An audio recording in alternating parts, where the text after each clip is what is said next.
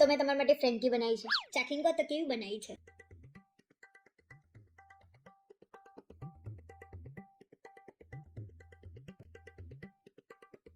હા હા હા હા, શું ફ્રેન્કી બનાવી છે?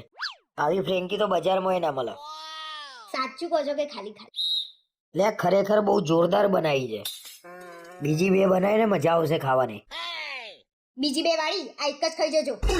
પોદળા જેવું શરીર કર્યું છે ને, ખા ખા ને ખા ખા. આ તો ખાવા દે શાંતિથી. અને તમે જીમમાં પૈસા ભર્યા છે એનું શું? કેમ એનું શું એટલે? જીમમાં પૈસા ભરો છો તો જવાનું નહીં? છેલ્લા 5 વર્ષથી પૈસા ભરો છો એ તો મને ખબર છે. પણ શરીર ફિટ રાખવું હોય તો પૈસા તો ભરવા પડે કે નહીં? આ નવું લાયા તમે. પૈસા ભરવાથી શરીર ફિટ રહે એના માટે રોજ જીમ જવું પડે. આ ઠંડી તો જો, તોય ઠંડી ઓછી થવા દે પછી દરરોજ જાય હું. શિયાળામાં ઠંડીનું બાનું, ઉનાળામાં ગરમીનું બાનું, અને ચોમાસામાં તો જવાય નહીં. અને હા, ઘરમાં પાછો પ્રસંગ હતો એટલે નતું જવાતું. તહેવાર પ્રસંગમાં તો પાછું જવાનું નહીં. થોડું શરીર આમે જોવો ને તો સારું રહેશે. અરે પણ હું આટલો તો ફિટ છું. મારે તમને કોઈ સલાહ નહીં આપવી. ભલે ફુગ્ગા જેવા થઈ જતા, કોઈ તમારા સામુએ ના જોવા, લોકો તમારી મજાક ઉડાડશે. ફુગ્ગો. મને કોઈની ચિંતા નહીં, પણ જો રિયા ભાભી આમું ના જોવા ને તો એ મારાથી સહન ના થાય. કાલથી મને સવારે 6:30 ઉઠાડી દે છે. કાલથી ભાઈ જીમમાં જશે. લે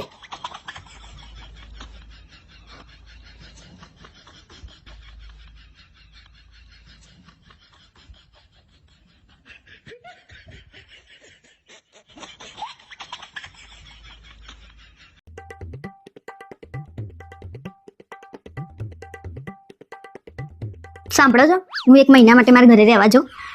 એ ભગવાન, બહુ ટાઈમે એકલા રહેવાનો મોકો મળ્યો. શું વિચારો છો, જવું કે ના જવું? જો આજ સુધી મેં તને કોઈ દિવસ કસાઈમાં ના નહીં પડી તો આજે મારાથી ના પડાય. પણ તારા વગર ગમશે નહીં. ખરેખર તમને મારા વગર નહીં ગમે? ના ના, એવું કશું નહીં, પણ આપણે 2 વર્ષથી જોડે ને જોડે જઈએ ને એટલે. તો પછી તમે ના કહેતા હોય તો નહીં જવું. ના ના, કોઈ દિવસ પોતાની પત્નીને છે ને રોકાય નહીં, પાપ લાગે. એમાંય તને તારા ઘેર જતા રોકો.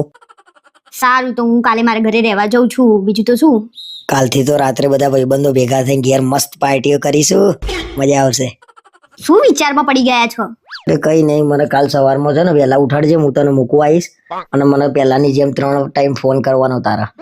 સારું. હલો મમ્મી, હું રહેવા નહીં આવવાની, પછી કોઈક દિવસ આવીશ. સારું.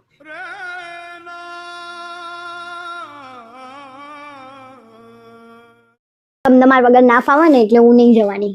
ખુશ ને? બહુ ખુશ. એની માના તો ઉડતું ઉડતું તીર જતું હતું ને પકડીને પાછું લાવ્યો ઘરમાં.